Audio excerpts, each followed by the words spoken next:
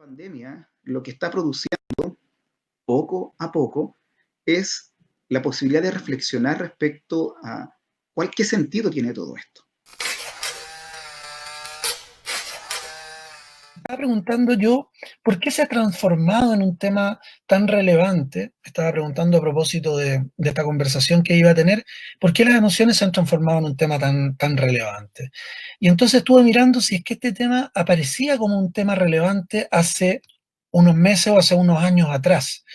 Y es muy interesante ver que, por ejemplo, en un estudio del año 2016 de MIDEUC, le preguntaron a los profesores por las principales debilidades que ellos percibían. Y el tema del manejo de las emociones no aparece en uno de los primeros lugares. Si se fijan, aparece en el lugar 1, 2, 3, 4, 5, gestión de la convivencia, ¿no? Ocupa un lugar importante, pero no está en un lugar principal. Y de la misma forma, cuando se les preguntaba a los profesores en ese estudio del año 2016 cuáles eran las principales medidas que debían implementarse a su juicio para avanzar en su trabajo docente, aparecía en cuarto lugar los cambios en el manejo de la convivencia en el aula, acciones destinadas a mantener la disciplina y un clima de aula positivo. Me voy a quedar con lo del clima de aula positivo, ¿no? La palabra disciplina no me gusta tanto. Sin embargo, en un estudio que se hizo ahora, durante la pandemia, el 78% de los profesores encuestados, profesores y profesoras, dicen que su principal preocupación es la situación social en estos días, la situación social, económica y emocional de los estudiantes.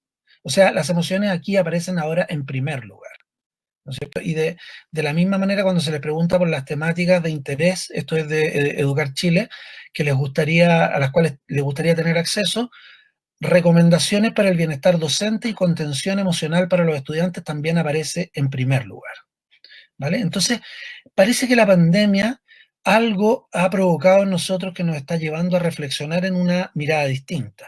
Pero esto es más complejo aún, porque cuando uno mira, tal vez la investigación más interesante que hay en este tema respecto de la realidad de los docentes en Chile, que es el libro de Beatriz Ábalos, Premio Nacional de Educación, del año 2013, que elaboró a partir de una investigación con 2.000 profesores que fueron evaluados con un instrumento y muchos de los cuales después fueron entrevistados a través de entrevistas individuales y focus group.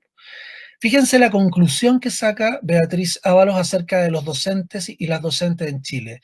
Dice, los docentes en Chile conciben su rol como una misión dirigida al desarrollo de los niños, niñas y jóvenes en todos sus aspectos y entienden su profesión como una profesión de servicio, reafirmando así la tradición humanista social de la educación. En este sentido, están más cerca de educadores como Gabriela Mistral, Pablo Freire y John Dewey, y más alejados de los docentes como factor para el desarrollo competitivo de su país. Un poco lo que decía Katy, creo, ¿no? Es decir, los y las docentes son intrínsecamente humanistas, ¿vale? No se requiere de una pandemia para que los profesores comiencen a pensar su profesión como una profesión social y humanista. Pero algo pasa entre medio, que a pesar de que todos llevamos dentro nuestro esta mirada profundamente humana y social de la educación, por momentos nos perdemos y por momentos nos distanciamos incluso de nosotros mismos, perdemos el centro de nuestro ser humano y nos vamos en otra dirección. Y por supuesto esto tiene mucho que ver con las demandas del sistema, ¿no? Eh, PSU, pruebas estandarizadas de medición de los aprendizajes, estándares orientadores, tanto para implementar la pedagogía como para formar a los profesores, el marco para la buena enseñanza, etcétera. Yo los veo como distintos instrumentos, políticas, acciones que nos demuestran que finalmente el sistema no confía en los profesores, ¿no? Que el sistema no cree que los profesores por sí solos o sí solas puedan ser capaces de tomar las mejores decisiones para influir de buena manera y generar aprendizajes en sus estudiantes, ¿no? Hay una desconfianza central en el sistema respecto del hacer de los profesores, y puse aquí respecto del sentir de los profesores, como si ese sentir de los profesores, que es profundamente humanista y social, no pudiera guiar de buena manera los procesos de enseñanza-aprendizaje, como si no hubiesen normativas, directrices, mediciones desde fuera, como si eso no estuviese, significara el caos, significara que esto va a capotar. Entonces, los profesores, al igual que todos en la sociedad, entramos en una dinámica que un famoso psiquiatra del siglo pasado llamaba el yo dividido, ¿no? Empezamos a crear una especie como de falso sí mismo, un falso yo, que tiene que ver con dar respuesta a las demandas del entorno.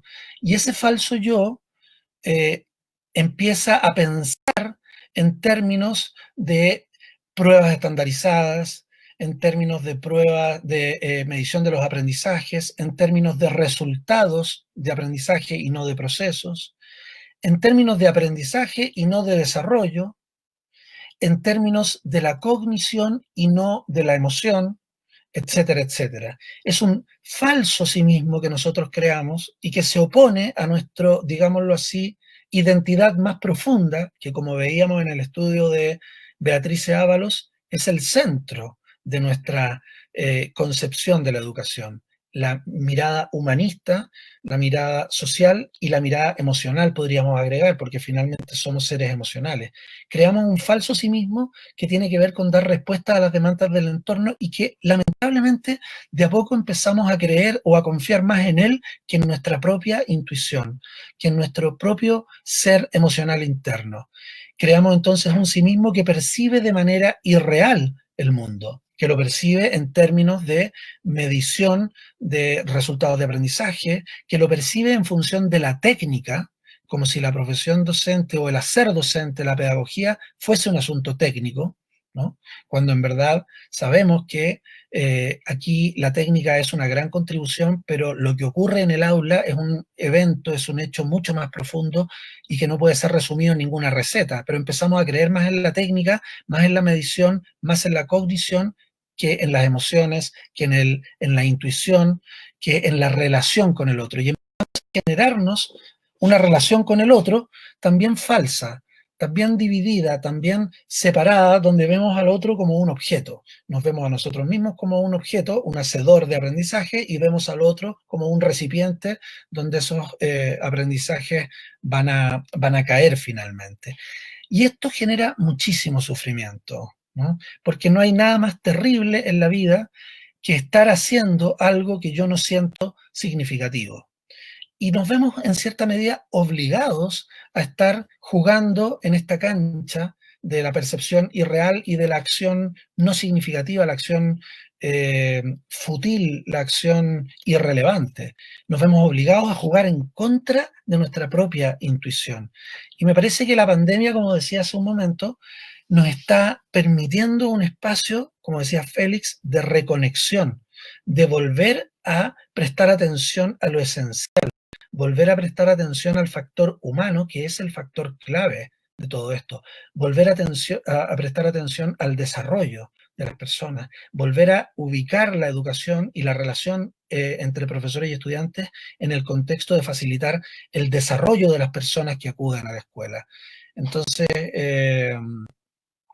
me parece que parte de esto es lo que la pandemia nos está provocando, además de todas las otras terribles cosas que significa la enfermedad, pero tenemos que agarrarnos de esta oportunidad y realizar actividades como esta, profundizar, escribir y sobre todo tomar conciencia de que educar es un fenómeno humano y en ese fenómeno humano las emociones ocupan un rol central. Esto la ciencia lo viene mostrando hace mucho rato, pero que dadas las condiciones culturales en las cuales se encuentra el sistema educativo, perdemos de vista y sobre todo, lo más grave, a veces nosotros mismos nos engañamos y nos entrampamos en esta dinámica de crear una falsa ilusión respecto de nuestro rol como educadores.